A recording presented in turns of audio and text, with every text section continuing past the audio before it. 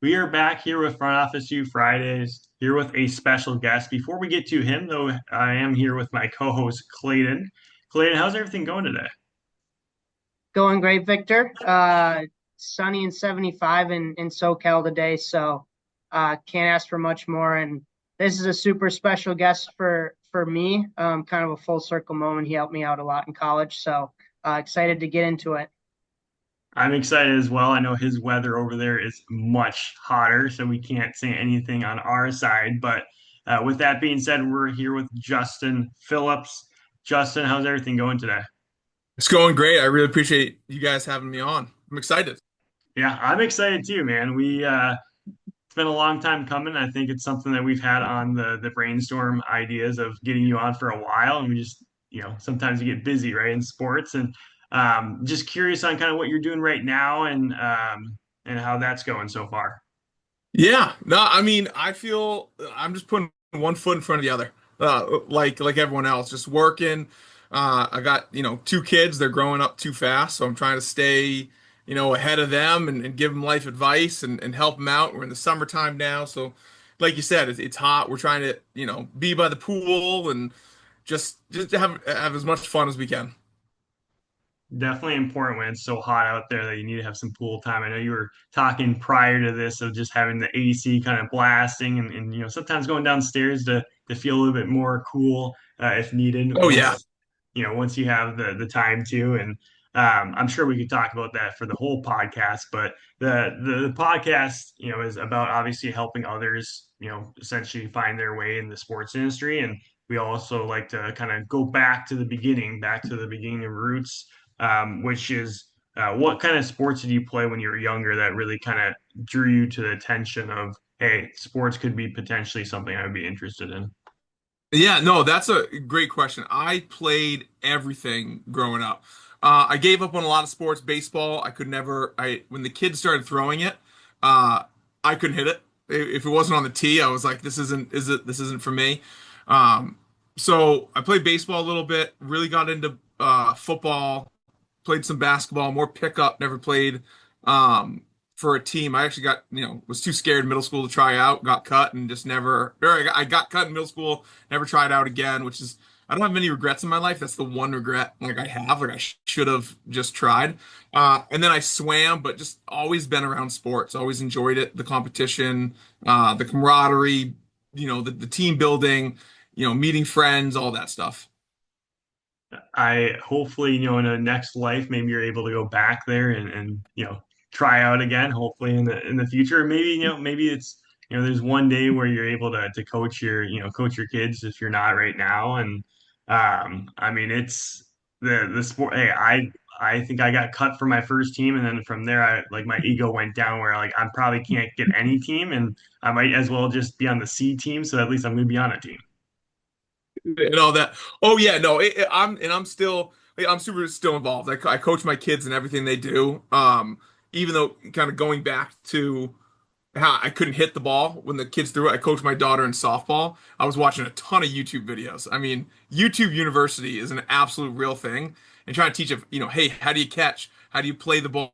What do you do this? So I always try to do research, and I coach them in basketball, and I still try to play pickup. And now that I'm the old guy at pickup, which is just embarrassing. It's terrible. I always tell them like, hey man, I gotta work in the morning. Like, don't run too hard. My knees are not gonna, survive more than 3, 4 games. Like, just let's just calm it down. Yeah, that veteran appearance is huge, though. You can keep the team kind of going. They look at you as a leader, right? So that's how I look at it. Yeah, you might be Yep. one of the older people, but you're there for obvious reasons, get exercise, not pulling hammies or ACL tears. That would be tough for you to recover. But you also talk about YouTube University, and ironically, when we go to college, we have to pick a university or like a community college of what we want to essentially go to based off our development and you chose Southern Maine Community College. I went to community college myself. I think it's honestly the best if you don't know where you really could see yourself going to. So I'm just kind of curious on how that decision was made, and then obviously having the opportunity to go to the University of Southern Maine as well. How did that kind of Yeah. unfold? I kind of uh full disclosure, I don't think I was smart enough to get into any other college. I Uh, I didn't take school super seriously in high school. I tried, but I just it just wasn't there. I could have gotten the University of Orono because I think everybody gets into the University of Orono in Maine. But I also knew who I was as a person, and if I went up there, I was going to fail out. If I had the opportunity to do whatever I wanted and be away from home, it wouldn't have been a good fit for me. So I decided to go to SMCC. I was there for 3 years because I didn't know what I wanted to do with my life. And I thought I knew everything, so I didn't work with like a guidance counselor. So I messed up my credits, and that's why I was there for 3 years at a 2 year school. So a little advice, like work with someone who knows what they're doing if you don't know what you're doing. Uh, yeah, so I was there for 3 years. It was great. It gave me a lot of, it taught me a lot. I made a lot of good friends there. It really gave me the opportunity to grow as a person, get away from home, just kind of find out who I was. And then I was going to transfer to West Virginia. And then I got the bill, and I realized that was way more than uh, way out of state at West Virginia was way too much than I could afford, and I was not going to be a doctor or a lawyer, so I don't want to have massive amounts of debt. And I was 21 at the time, and if anyone's been to Maine, the Old Port is a good bar scene. It's jam packed, and when you're 21, it's kind of like, do I want to go up to Orono where there's nothing there, or do I want to stay around the Portland area? So I decided to stay around the Portland area, and that's why I went to USM and then graduated there in 3 years. So it took me 6 years to graduate.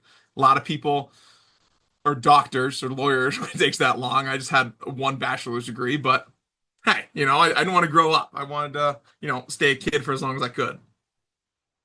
I think it took me 6 years too. I didn't want to count, but I looked at my LinkedIn the other day. I was like, man, I was in college for longer than someone who played a sport for, even redshirted for fifth year. So um, Hey, I'm nowadays, people are redshirting in the COVID year. I mean, you got guys that are 32 still playing college basketball or college football. It's wild.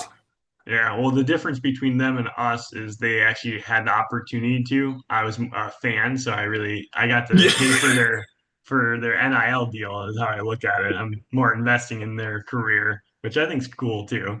But no, it's cool that you brought that up as well, right? Like everyone's got a different path kind of when it comes to what they're looking at. And gosh, it took me 2 years just to figure out how to do school because I sucked at I was in the math tutor office more than like the people who were tutors there. They're like, do you work here? I'm like, no, I'm one of those kids that is constantly going to be asking you questions. And it helped though. Like I think, for you having a guidance counselor, it probably would be a little bit nicer for you for the pathway. Like I didn't do one for the first year, and then I was kind of like you, where I was like, "Holy cow! Like I'm not even gonna get my associates at this rate," which is just not ideal. But Yeah. you decided to go into get a marketing degree. What kind of led to that decision? Because obviously marketing is huge for a lot of teams now. Yeah, I'm going to age myself. I graduated in 2010, and back then, like the sports marketing program was so new. It really wasn't. It wasn't established. It was almost like an idea, so you never really knew what job you could get with that degree. I don't even think USM offered it, or if they did, it was more of like it wasn't a full degree. It was something weird. So. I always knew I wanted to go into sales. I also didn't think that sports was going to be an option for me. So I thought the easiest way to transition into sales would be marketing. If I'm learning how to pitch an idea to someone, the masses, that will give me the intelligence to pitch it on a personal level. And like I always had this gift of gab and talk to people. I always knew I wanted to go into sales, so I thought marketing would be the easiest transition from my degree to my career. Great answer. I feel like you had that prepared for this whole time. And I wish I was like I thought about it more. It was a real quick thought. I was like, what am I gonna do? Like business studies is so broad, and I don't want to own. I'm not gonna own a business, and I'm not gonna go into accounting. So I just thought, well, marketing sounds cool, and I like talking to people, and if I do transition, that's what is probably the best path. And that's all right. I mean, right? Like Yeah.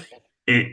it's crazy to look every year the sports industry changes dramatically, like even just small tweaks. I mean, you look at analytics, that was something that wasn't even a thing, like gosh, I don't want to age myself, but like 5 6 years ago when I was in college, I was like, wow, this analytics stuff's really interesting, like how they do coding and they can anticipate. I mean, granted, Vegas does a really good job of just like taking people's money because they know what's going to happen, the trends and stuff, so that's why I stay away from Vegas for obvious reasons, because I would be broke. But something that we're always kind of curious to hear too is like what kind of made you decide to go in like more of the sports career side of where it comes to marketing and business, and then kind of what did you learn when you were kind of going on that journey? Yeah, I guess to start the long-winded answer, I never thought I would get into sports. I graduating USM, I got a job or an internship with the Maine Red Claws, now the Maine Celtics, the G League basketball team. Back when I was there, it was the D League, and that gave me my first taste of working in sports. And I worked at more on the front office side, so I was just answering phones. And I was older because my 6 years in school, I was more closer to age with the account executives than I was some of the interns. So I could go out and drink with them. We could go get a beer after the game or after work, and we had more in common. So I was able to relate to a lot of those front office staff members. And one of them, Dennis Meehan, kind of took me under his wing. And when I graduated, there was no jobs available there. And I told myself, like, well, it's time to go. This was fun, but this is probably the end of it. Let me go get a real job and enter the real world. Knowing I wanted to go into sales, I got a job with a office supply company. It was door-to-door sales. I hit the streets down in southern Maine and knocked on doors and tried to sell office supplies. Really got me out of my comfort zone because I just had to walk in places. I had to talk to people. I had to learn how to make conversations, see what they're going for. And then probably one of the most important things I learned was if it's hot out, don't wear a dark colored shirt. If you're a big guy, you're going to sweat a lot. And I had one sale that I was sweating like a pig. It was to the point where like the woman asked me if I wanted a water. And then like I said, no, I'm all set because I want to be polite. And then she went and she got it for me. I was so sweaty, and I was wearing a purple shirt, like one of those dark purple shirts, and it got darker. Well, you saw it was terrible. So, word of advice: wear white shirts are the reason why if it's hot out. But it got me out of my comfort zone. But I was that position for I think 9 months, and I got fired. My sales weren't where they should be, and then I got a job selling uniforms and toilet paper, paper towels, like stuff for the facilities. I did that for probably a year and a half. That was cutthroat, but that gave me a lot of good training. That it was really cutthroat training. I was selling 3 and 5 year contracts to variety stores and whatever business there was. So they really taught me what to look for, how to, uncover problems, what questions to ask. If they say it's going great, like how do you overcome that? What can you look for? How to cold call, how to set a meeting, how to look for the decision maker. And like it really taught me the foundation of what I still use today of how to sell. But that industry didn't fit my personality. It was really tough for me to walk into an auto body shop where the owner's been there for 15, 20 years and tell him he looks unprofessional because his jeans are oily and his shirt is dirty, and that you should buy my jeans and you should buy my shirts to make you look professional, knowing that you're going to get them dirty because you're a mechanic and that's what your job is. Like, I don't want to go to a mechanic that is clean.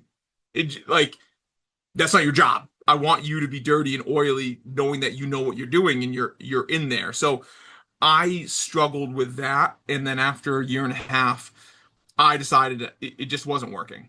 And I always say that I quit, but it was like I quit then, or they gave me my 2 weeks in 2 weeks. It was kind of like I wanted to have my decision. I want to go on unemployment again.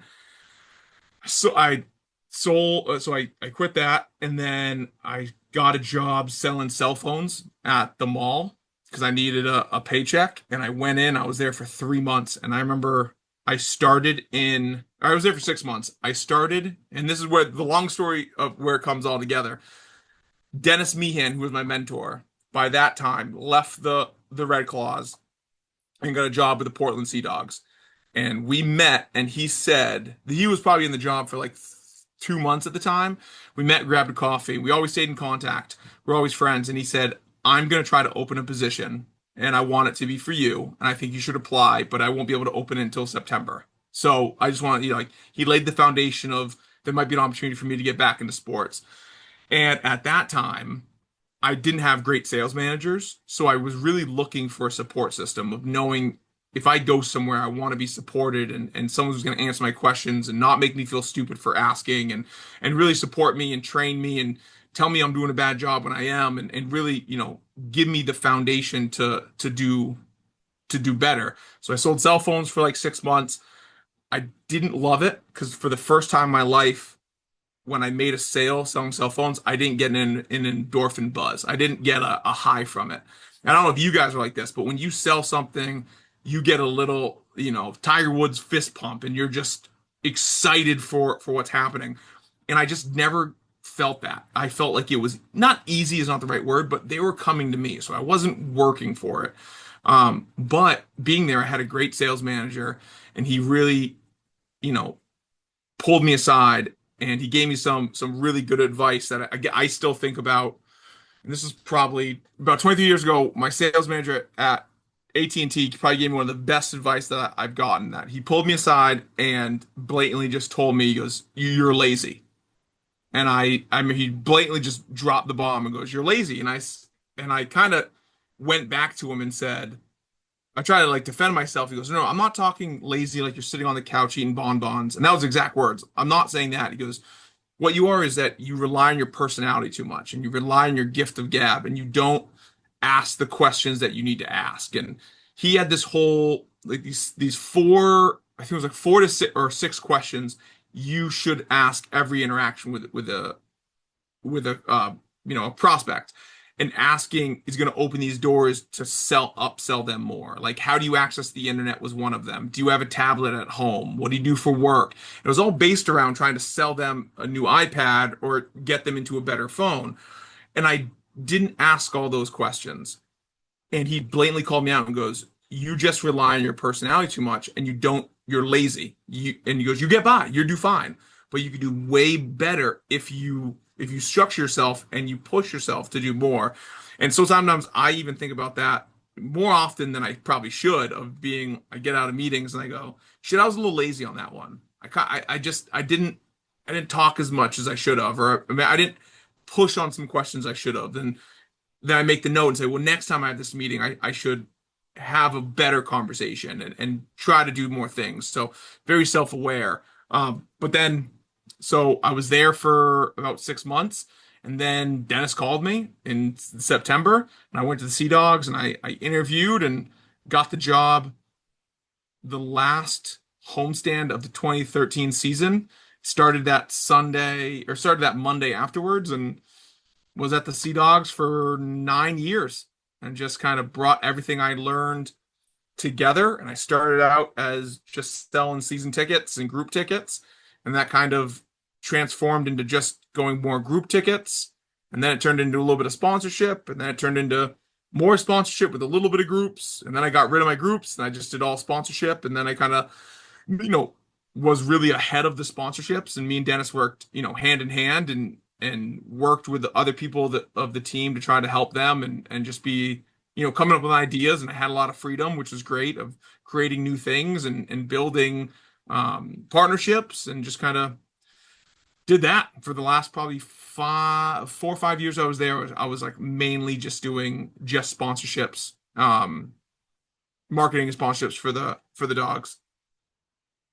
Well, as you can tell, there's no specific, right path or journey, right? Like you look at your career and where you were, and it's funny you talk about the lazy, like not like lazy on the couch, because now I'm thinking to myself, I'm like, man, am I kind of lazy? Because like I feel like I'm not the best at the sales process. Like I could be better, right? And so that definitely, obviously, now is in my head for the rest of the day today to do better than the day before. So I'm going to be a little nervous now when I'm trying to make some calls, but I think it'll help me kind of, grow my sales experience and everything. And one thing I want to ask before I pass it along here to Clayton is something we always talk about is like what's something that sets you apart versus another candidate? Because when it comes to interviews, at the end of the day, they're going to ask why should we hire you versus Clayton and myself. I mean, in this case, you'd obviously get the job over us two with the experience, but what is like the biggest takeaway when it comes to setting yourself apart?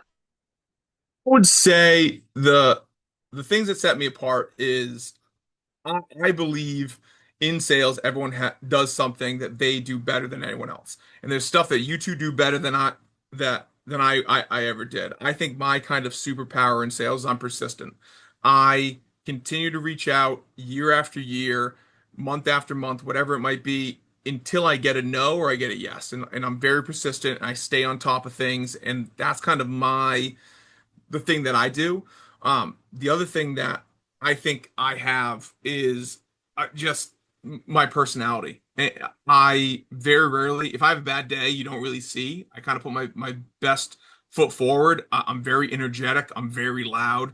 I'm very happy most of the time, and I just think that that helps of people feed off that, and I just keep talking, and my energy kind of rubs off on people, or that's what they say. That's what I don't see it that way, but that's what other people have told me. So that's what I would say kind of separates me from maybe some other people, is that I am loud, outgoing. I talk to a lot of people. I'm friends with a lot of people. I can talk to really anyone, and have a good conversation, and I'm just very persistent that I'm going to follow up with my energy, and hopefully that beats them down, that they want to do something.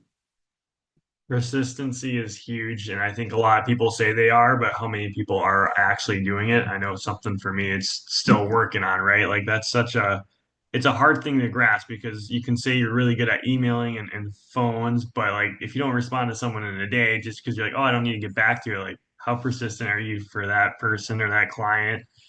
So I think that speaks volumes as well as, I mean, your energy, by the way, is incredible. I think that's why, we obviously had to have you on here. And I'll pass it along to Clayton here to dive deeper in your career as well.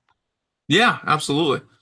Yeah, thanks, guys. Yeah, great info so far, Justin. I want to circle back for just 1 second. I just had one other question for you because I don't know how Victor was, but I also was in the same boat. I went into college, had to do 5 years just because I had no idea what I wanted to do. I went to school to play football, even though it was just small D3. Like I had no shot at making the NFL, but my 18-year-old brain, that's all I thought about. That's all I'd cared Yeah. about for most of my life. So it took me a while. So I just wanted to ask like how you kind of stumbled on like the pre-internship with the Celtics D League team.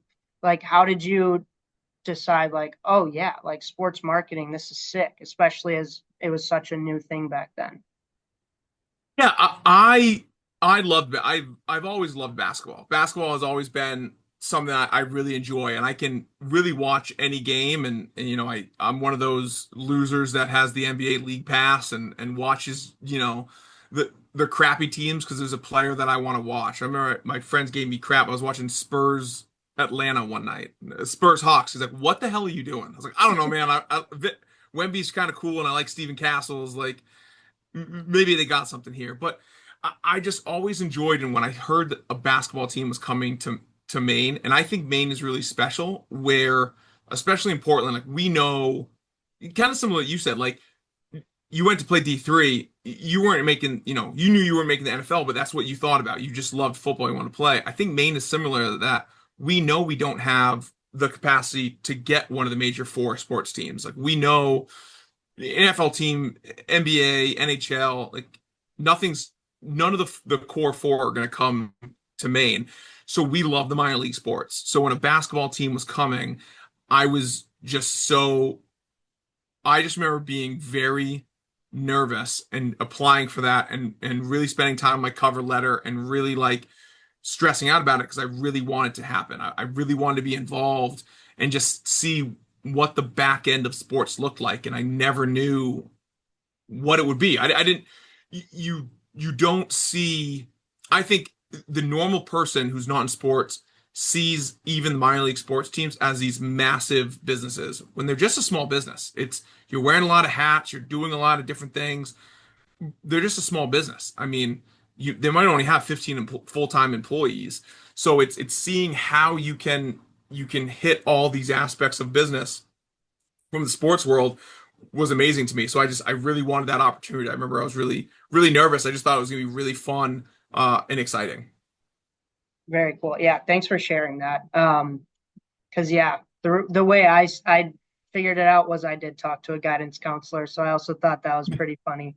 It took me a couple years as well, just like you know, thought I knew Yeah. everything, thought I knew exactly how smart I was and everything, and then finally talked to someone because I was going to go the business route like you because it's so broad, and they're like, "You ever heard of sports management?" I'm like, nope. Nope, sure haven't. Yep, the rest is history. But yeah, as someone also that went the minor league route like you did, same organization as Maine, the Manchester Monarchs. Uh, Yep. yeah, it teaches you so much more about the business and stuff. Like it's awesome. I don't regret for a second doing minor league, and it doesn't seem like you did either. To get your start and stuff. So No, I think, and again, I've only known minor league. I have some friends that are in like the major league sports, but for minor league, I just love that you got to have your hands in everything. You got to try things, and because it's a small group that even though I was the sponsorship guy, I helped with the field and I helped with coming up with maybe some programs, or I got to dress up, which I never really loved, but I had to. Like I got to dress up as a couple characters and be there and just do a lot of things that got you out of your comfort zone just because you had to do it. It's a small staff. You have to do these things. It yeah, was great. absolutely. Yep. And no day at work is ever the same either. Keeps you on your toes always, right? Never. It was always different. And just because of how different it was, I think it taught you so much. And I don't want to jump ahead, but I think this is a good time of um knowing now that I'm out of sports, I I found that I work quickly and efficiently faster than others because I had to do that working in sports because you never know. I might be on a call or I might be writing up a proposal or doing something and I get a call on the radio. You got to go pull tarp. Like rain's coming, pull tarp. So I have to drop what I'm doing, run out, pull tarp, and then get back to it. Or I'm typing this thing up. The ticket office is slammed. I have to go down and run a window because I got to sell tickets. So it's get if finding ways to hack what you're doing quickly, efficiently, and still being very professional has really helped me outside of sports where I find myself doing a lot of things quickly.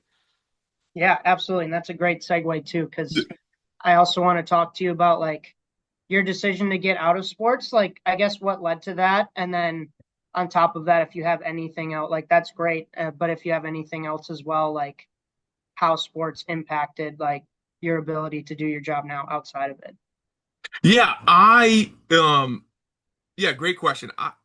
I left sports in 2023, the off season. Or maybe it was after the 2022 season. I loved it. I loved everything I did there. I loved the Portland Sea Dogs. They were a great organization. I loved everyone I worked with. I missed the people I worked with. They were just, we were close. We were close like family. A lot of people say that their coworkers are family. I really believed it. I still talk to a lot of them today. We still are in a text chain. I'm very happy when I see them. Um, how I left or my decision to left is I have two small kids. They're not so small anymore. I have 11 and 8 year old, but at one time they were 8 and 5. And um, just working in baseball, it's a grind. It's a lot of games. It's 70 games between April and September, and it's weeks on, weeks off. It just got a little bit too much. I say what really kind of pushed me to get out of sports was 2020. We lost the 2020 season to COVID.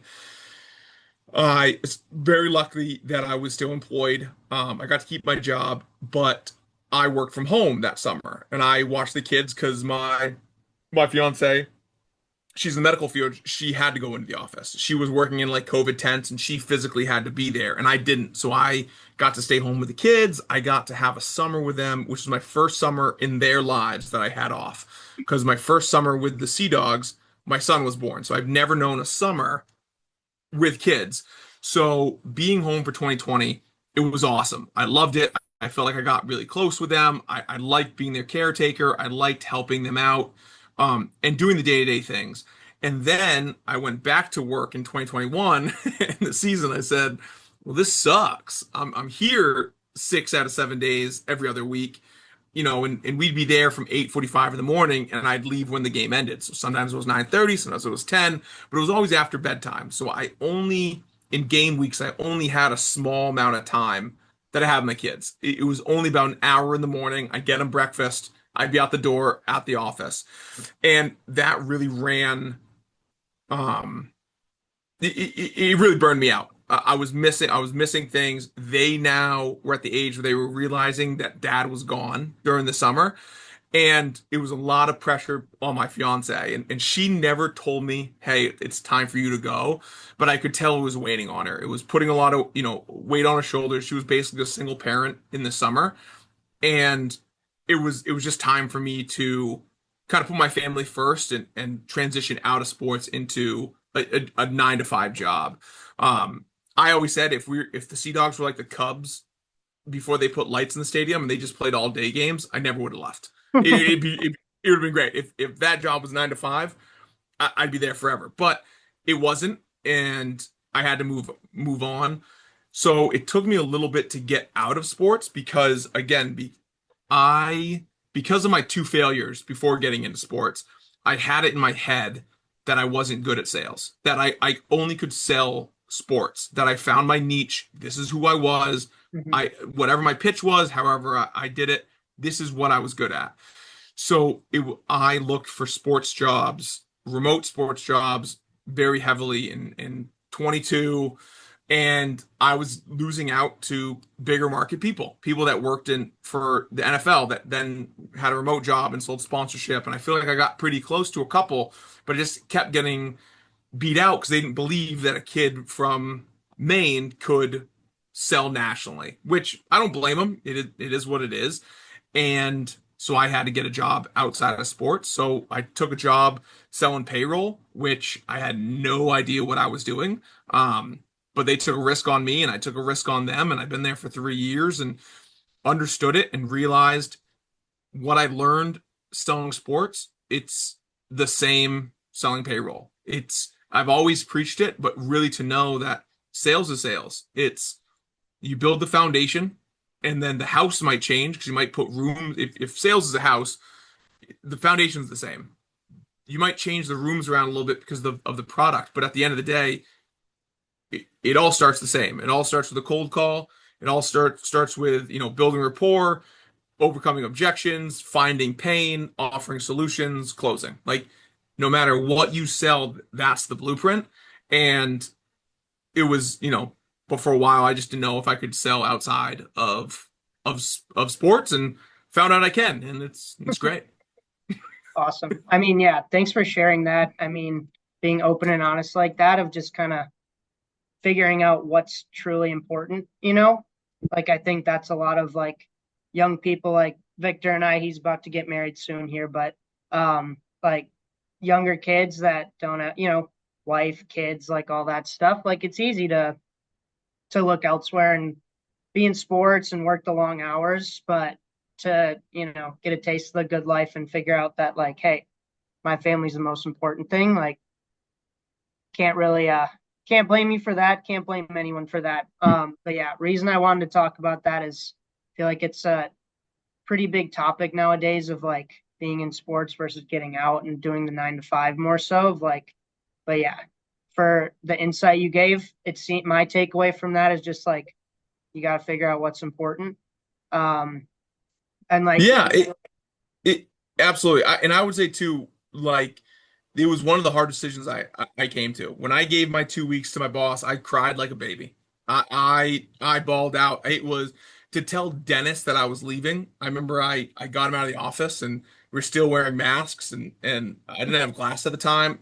and it was like someone sprayed me with pepper spray. I mean, it was waterworks, and it was tough. And then I walked to my boss's office, and again, it was just straight waterworks. And when we finally made the decision that I was leaving, before I even talked to them, when I talked to my fiance, she cried when I left. My son cried when I told him that I was going to leave. Like it was, I mean, you don't, my 8-year-old son crying that I'm leaving a job is just shows how much like we did care for each other and how they took care of me. But they didn't know that it was the right thing. And I'll give my GM at the time credit. I've been always open and honest, and we would always meet every year. We do a mid-year review and end-of-year review, and he told me this after I gave my 2 weeks. He goes, "When we had our last talk, I could tell you were like on the fence." And he goes, "And as your friend, I wanted to stand up and give you a hug and tell you to go. But as your boss, I can't tell you to go. Like I can't, because if you want to stay, I want you to stay." And I respected him. I've always respected him. I've always had a lot of respect. But for him to say that, it was like we were really very tight knit, and we still keep in touch. But it was like nice to hear that it was like, hey, you have to do what's right for you, and I think that's something that I've always taken with me. If you do leave a position, it's not because you hate that position. It's you have to put yourself first. I know sometimes there's the talk of quiet quitting, and there's the talk of like, well, screw your job. They can fire you at any time. You don't they don't deserve anything. It, it, they kind of do, but it's like you have to do what's right for you, and you're not wrong for putting yourself first and saying, I want to have more time with my family. I want a better work-life balance. Like I have to make these decisions. It's a tough decision, but I have to put myself and my family first if that's what's important to you and for your life. 1,000%, yeah. And it seems like sports was like you say failures, but I mean there really aren't any failures. You took things away from all of your old jobs that you took to the sports world, and then once you found your niche, you got the confidence, climbed the ranks to get to the point you're at now, and now you're like, yeah, I can do anything pretty much. So Yep. no, I Oh appreciate you yeah. sharing that. Yeah, No, absolutely. And you hit the nail on the head. There's no failures. It's you learn from your mistakes of what you did, and then you can change it and not make sure it happens again. I think, it's only a failure if you don't succeed in something and then you don't change what you did. You blame, and I'm a big mindset set guy. I think having the proper mindset puts you ahead of the competition a lot more. And the big thing that I learned is if you're failing and you're pointing the finger outward and you're saying like I failed because of Victor, because like Victor didn't call me back, and I failed because Clayton, didn't understand what I was saying, and that's why this didn't happen. But realistically, it's probably you did something wrong. I did something wrong. So if I can kind of look inward and say I made the mistake and I failed, now how can I correct it, then you can really change your approach and then get better rather than looking for someone else to blame. absolutely, yeah. And it's something you mentioned earlier in the call too, of the just self-awareness. And I think that's such an underrated quality and trait to have, like better than the gift of gab, better than really anything else in sales, but any other form of business or anything you have, like be able to own up to your mistakes and be like, yeah, I messed up. Like I won't do that same mistake again. So yeah, that's huge. Yeah. And then going back to like, what I learned from sports, I made a ton of mistakes. And I just learned the one thing I really learned, especially working with the public and working with people, it at the end of the day, it doesn't necessarily matter whose mistake it was. If it was them, if you gave them the wrong time. And I just remember I would deal with this a lot with parades. I would do a lot of pregame stuff and bringing out groups on the field, and sometimes the time would get messed up, whether it be my fault, their fault, they ran into traffic. It- And I just realized it didn't matter whose mistake it was. It matters how it was handled. So I would always just apologize, eat crow, whether my fault or not, and then offer a solution to overcome. And then most of the time, it worked out better than what it was. And people just want to be heard and realize that, oh, you are going to help. And like I use that now in my day of like there's going to be a mistake that happens, whether it be in 1 month, whether it be 6 years down the line. Something is going to happen in payroll. It doesn't really matter whose side it is. It matters how it's handled. And we're going to make sure that it's handled properly. We overcome it, and then that problem doesn't happen again. And that puts a lot of people on ease because again, it's they're not looking to blame someone. They're just looking for the problem to be corrected. Hmm. Absolutely. And especially in sales, it shows like, oh, you do care about me, not just my wallet. Yeah, 100%, My a money. hundred percent. Because there is a stigma with salespeople that we are all just sleaze bags looking to line our pockets with their cash and do not care what happens to Mhm. them later.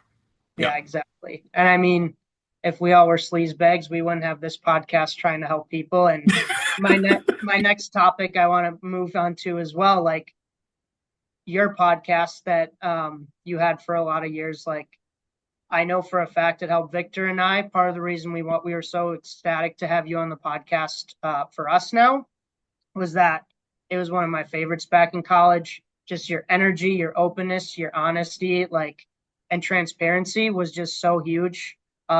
We hopped on a few phone calls back in school when I was kind of starting my job search during COVID as well. So like um I guess just talk us through the beginning, like what started the brainchild that was your podcast.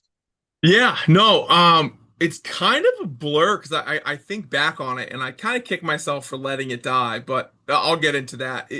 I I was looking, and again, I even now, I don't think anyone's perfect. I don't think anyone's sales process is immaculate and doesn't need tweaks. And I remember I was listening to a lot of Gary V back then, a lot of Gary V, and I Love was Gary listening to Vee. a lot of I was trying to find talking heads to help me and help me get better and what I was doing. And I would find little bits and pieces. Maybe it was a real estate guy, maybe it was this other talking head. And I would find myself that I liked maybe 15 or 20% of what they were saying. But then the other 80% wasn't relevant to my job. They were talking about open houses or they were talking about solar panels or whatever it could be. And I was like, well, that doesn't fit with what I'm trying to do. Maybe the first part, maybe maybe some ideas, but I just felt that I wasn't like learning a ton, or that they would say something, and I just felt that these talking heads were so far out of the real world. They lived in this hypothetical world that they were saying these ideas that I'm like, that doesn't happen anymore. Or maybe that worked, but it doesn't work anymore. And I almost was like, you're dumb for trying to pitch this as a real thing. And even now, I'll be on TikTok and I'll see these like gurus or people say these ideas, and I'm like, that is terrible advice. You're not helping anyone. You are actually hurting them. You're like trying to push these people down. If this isn't working. So I kind of had this idea, and again, listen to Gary Vee a lot. He just said, like, just do it. Just if you haven't, just do it. Like half the time, just doing it. So I just was feeling myself one day and I said, you know what? I'm gonna start a podcast. I'm going to talk about everything. I'm going to take the training that I learned when I was selling uniforms and I'm going to show how I broke that down into selling sports. And that's kind of how that first episode worked out. And then I kind of broke down my sales process and made the first kind of 7, 8 episodes. This sounds really bad thinking about it, but the first I think 4, I did them while I was driving. I just put a headphone in. I just talked when I drove. I mean, you might even hear, if you listen back, I think there's sometimes you can hear my blinker. Like I'm physically in the car driving home from work, which is really dangerous. Don't do that. Like, don't, this is way better. You guys sitting down and not operating a motor vehicle. But I just kind of put it out there and I just said, why not me? So I just put it out there. I had some ideas, and then I started just finding bits and pieces of things that I was doing, or maybe I had a talk with a coworker, or I had a talk with something else, and then I would expand on it, and that's what an episode came. So they were all real life things I was doing, and again, to be transparent, I never wanted a topic for me to talk in hypotheticals of like, I think this would work, and you should do this. It was, this is what I'm doing. this is what's working for me. It might not work for you if you pitch it the same way I pitch it, but you can take the idea of what I'm doing, put it into your own words, and then it probably will work for you. And because again, I'm a big believer, there's things in a sales call that I can say that you two can't say. And there's things in sales calls that you two are going to say that I can't say because it doesn't come off as genuine. So I just wanted to share those ideas, and hopefully help, because I also found out in talking to you guys in college, there's a lot of these sales academies, or there's these like entry level jobs where they're paying you nothing. They're hoping that your personality at least gets a little bit more than your salary. And then if you don't meet their goals, they cut you and push you to the wind. And now you have these kids out just fresh out of college, excited to get into the sports world, get used up by trash.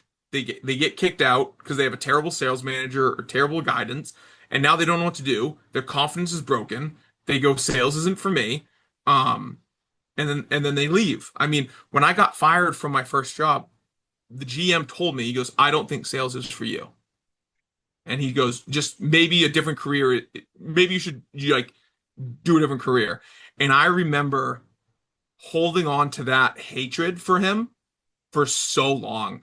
And when I won, I didn't do it. I kind of kicked myself. I kind of wish I did, but I actually wanted to keep it. But I won a regional like sales award, and I almost boxed it up and sent it to his ass with just a middle finger. Be like, like I'm like, hey man, like almost the Michael Scott when he gives when he gives the rock. He said like, what is it, suck on this or something? Yeah.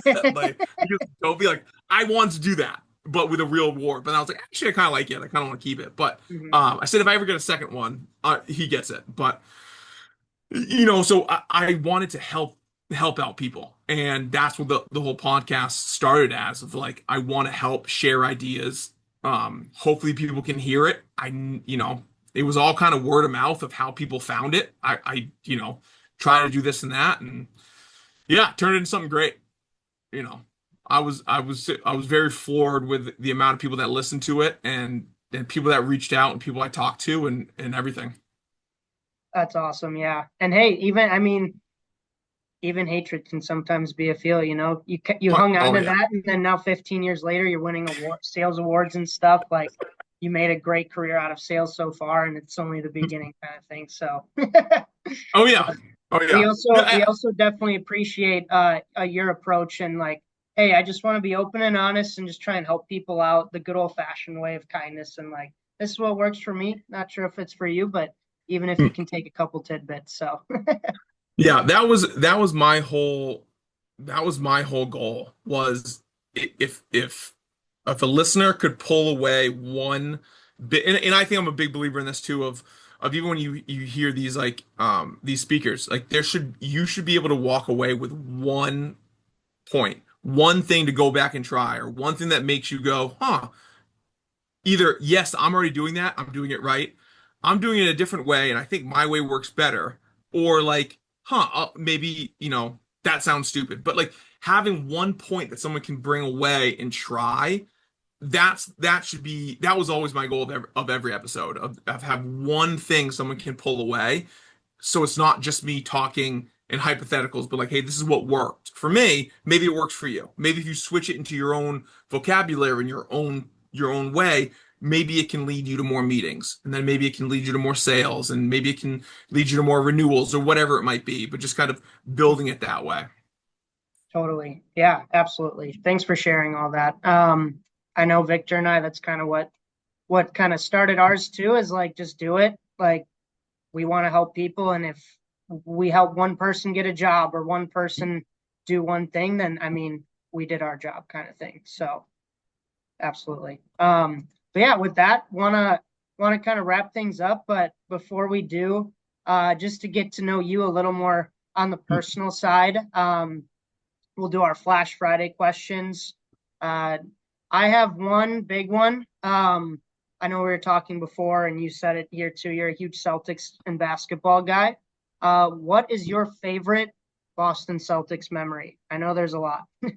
My favorite Boston Celtics memory is, my fiance surprised me back in 2008. She got me Game 7 tickets to the Cavs Celtics Game 7.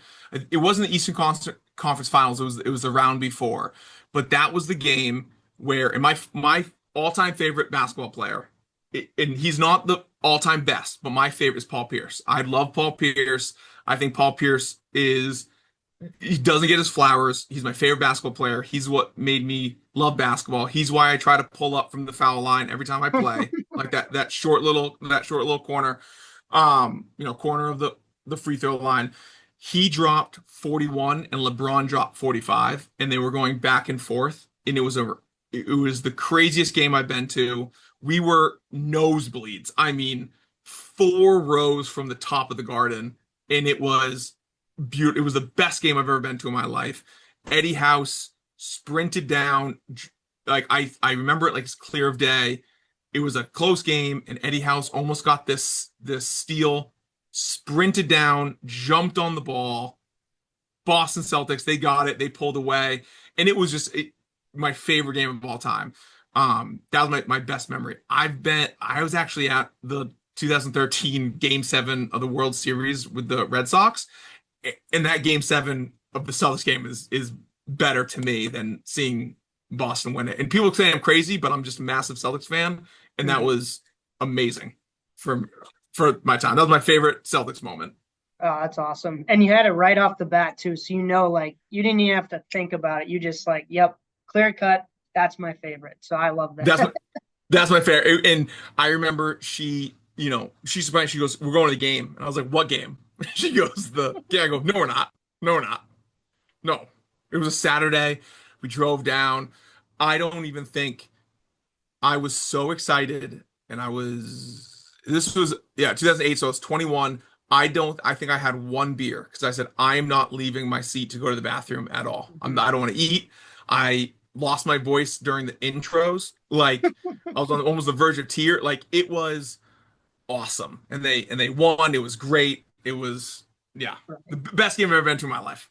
It sucks that I've peaked. Yeah. I peaked in 08. Damn it.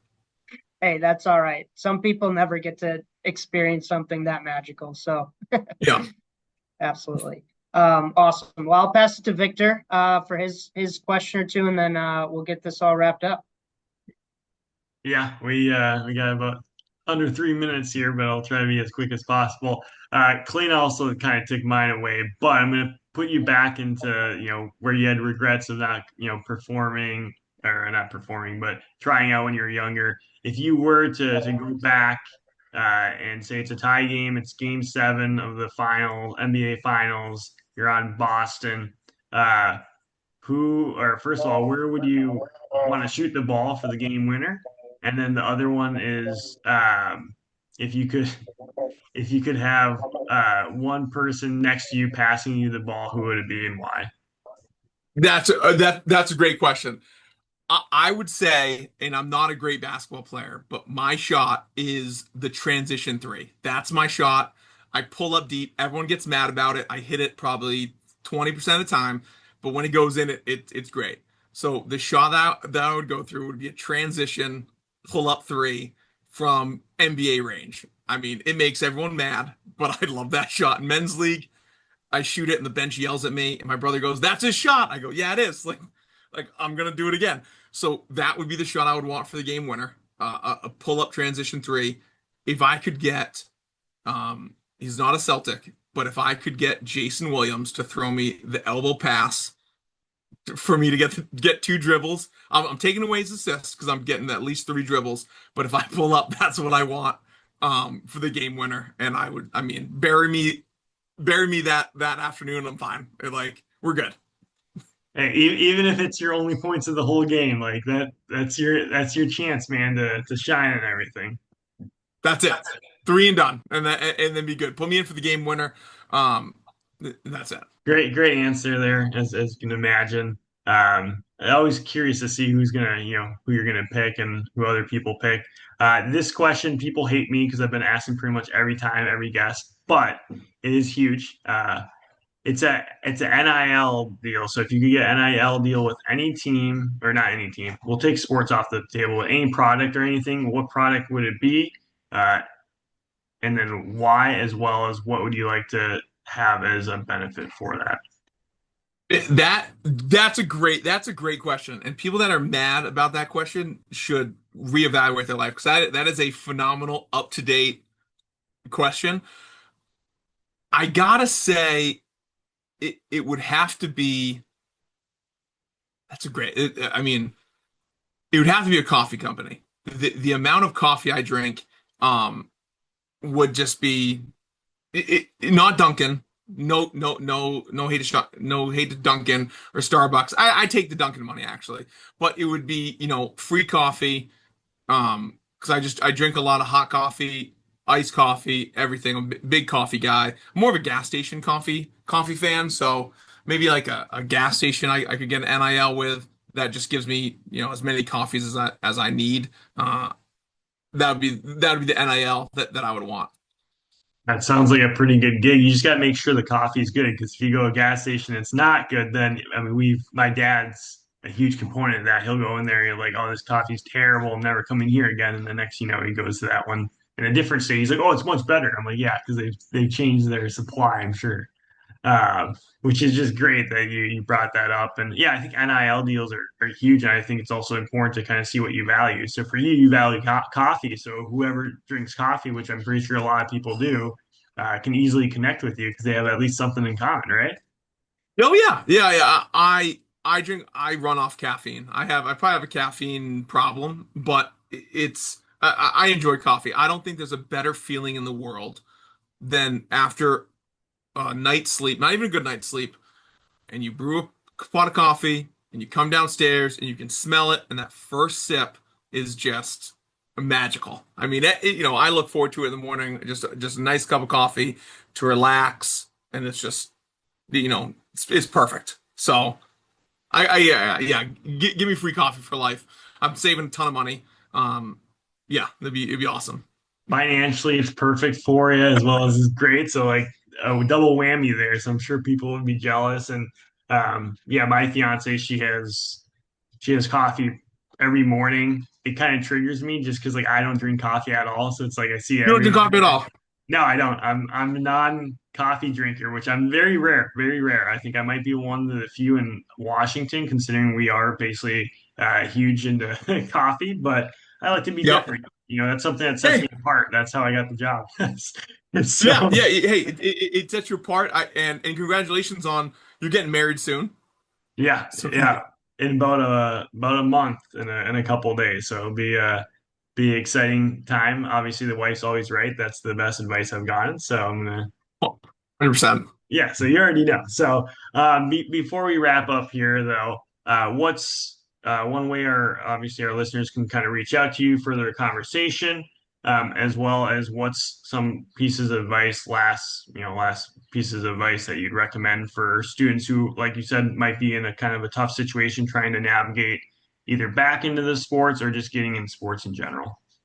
Yeah, I can be reached in on LinkedIn, just Justin Phillips, and you can message me there, and I'll get right back to you. I use that a lot. I'm on LinkedIn every day, so I would say that's probably the easiest way to get a hold of me. And I would say my advice to students will just be to try whatever you can. If you can get an internship, and I'll sound like a broken record, but minor league sports. There's nothing wrong with major league sports, but if you really want a taste of what it's like working in sports, minor league is the way to go. Just so you can try things. Sometimes in major league sports, if it's sales, that's all you're doing, is you're only doing sales. And in minor league, you're going to be able to do sales. You're going to do some marketing. You're going to work in the ticket office. You're going to work as on game operations. You're going to work on putting together things. And then when you're in there asking to do more of doing the not doing the bare minimum, but approaching whoever your mentor is or approaching a front office staff member and say, hey, I would love to try to do this. Can I shadow you one day? Can I see what you're doing? And do you mind if can I try something? I remember in my time, if anyone has ever approached me, I would always try to give them my full attention. I would try to let them do it. I would help them out. I would try to, I'd have them come on meetings with me. I'd have them make cold calls and I'd help them out and try to really put time into these college kids if that's what they want to do. And I think the best thing is when you try everything, you're going to find out what you like, but you're most importantly, you're going to find out what you don't like. You might find out that I hate the ticket office. I do not like single game buyers. I don't like the system. I don't want to do that. Uh, I I could never work in a ticket office. I could never run a ticket office. That's just not my personality. That's not who I am. And I learned that because I helped out in the ticket office. I can help out, but I couldn't do that for a full-time job. There's other people that love spreadsheets. They love looking at numbers. They love looking at Excel. And the ticket office is what makes them excited, and so they want to do that. So just working in a minor league sports, whatever it might be, baseball, basketball, hockey, whatever it is, you're going to do more things. And so you're going to wear more hats. You're going to find out what you like, what you don't like, and then you can pursue that for your career, and it kind of sets you up into a better position than if you just got a job out of college and now you're like, uh-oh, now I have my bills to pay. I have to pay back my student loans, and I hate what I'm doing. But now I'm stuck here, and now maybe you give up on sports or you give up on what you're doing because you just hate it, which is okay, but now you don't know where to go because you have loans to pay, you have the real world that, things that pop up. So now you can't taste things and you can't try new things. So I would say getting an internship, talking to people is probably the best way to find out what you like. And most people in sports and Victor, I bet the same thing to you. If someone hits you up on LinkedIn, you're gonna give them the time. You're gonna like talk to them, let them know what your job is, and try to help them out and give them some insight. So a lot of people in this world or in the sports world will give you time to talk about what their day-to-day life is, so you can kind of see if it's something that you enjoy. Yeah, I echo that. It also, there's a podcast I listened to of yours that you also talked about that, like just kind of putting yourself in those rooms and not necessarily, selling like a lot of them. I mean, at least I think it was Dennis that you mentioned in the podcast when you were essentially going and just listening to him and his like pitch, or it might have been another coworker. And all you wanted was just to be in that room and know. And just kind of hear exactly what they said as well as like what you could potentially offer to the table. I'm a big minor leagues person. I started with the Iowa Wild. I could have went to a professional team, but again, like a lot of players, they start in the minors, work their way up, and I think they learn way more versus just trying to go to the NHL or the NBA right away. You do have some growing pains, and some teams you think are going to be great, and they turned out not to be great, and then that team trades the best player on that team. Supposedly, they go win championships. Kafka, LeBron James is a huge component on that. NBA is crazy just to bring in. But I again want to thank you for being on the podcast here, and highly recommend people reaching out to you for that conversation. LinkedIn is huge, and I can attest that he responded to me right away. I was really shocked and obviously very excited too. But want to thank Justin with all the time and everything, and let our listeners know that next Friday we'll be back here with another episode.